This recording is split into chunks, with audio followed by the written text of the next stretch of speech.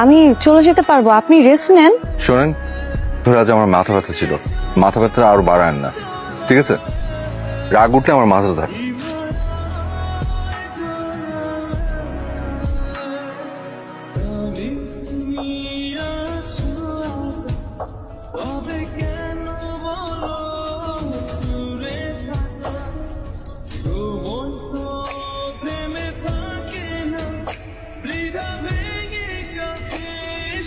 অফিসে যাওনি আজকে? একটি টাইম স্পেন্ড করি। হ্যাঁ, রিয়েলি?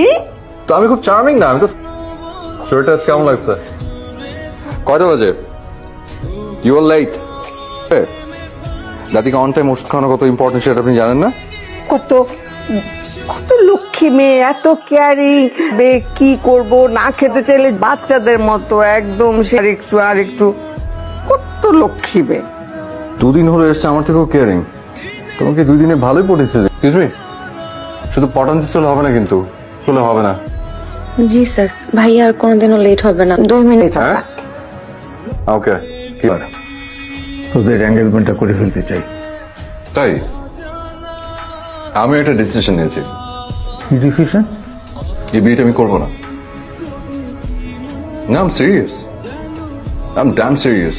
ফাইজার বাবা রহমান সাহেবের সঙ্গে একটা বিজনেস ডিল হয়েছে আমার। বাবা, কেন ভুলে যাচ্ছ? This is my life, not your business. I am your সান।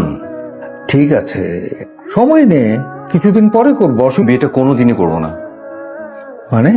করবো আমি, সেটা মোটামুটি ঠিক করে ফেলেছি। কাকে? ফারিয়াকে।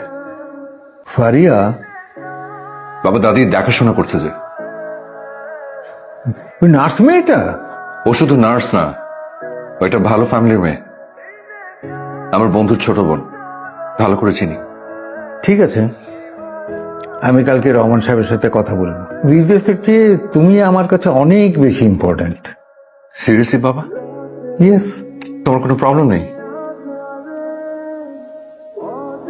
বাবা, থ্যাংক ইউ। তোমার সঙ্গে আমার একটা জরুরি কথা আছে। তুমি জানো ফাইজার আর নাইদের বিয়ে প্রায় ঠিক হয়ে আছে। একটু তোমাকে বিয়ে করতে চাচ্ছে। এরকম তো ফাইজার জীবনটা নষ্ট হয়ে যাবে। তো তুমি যদি একটু। আমি তো বিয়ের সম্পর্কে কিছু জানি না, আমার সাথে কথা হয়নি কখনো। তুমি জানো না? না, আমি তাহলে তুমি একটা কাজ করো, তুমি আর এই বাড়িতে এসো না। ঠিক, ওরা কালকে থেকে একটা নতুন মেয়ে দিবে, একটা ভালো জব ঠিক করেছি, তুমি কালকে ওখানেই জয়েন করো। আমার মতো একটা জব খুঁজে নিতে পারবো। আমি আসবো।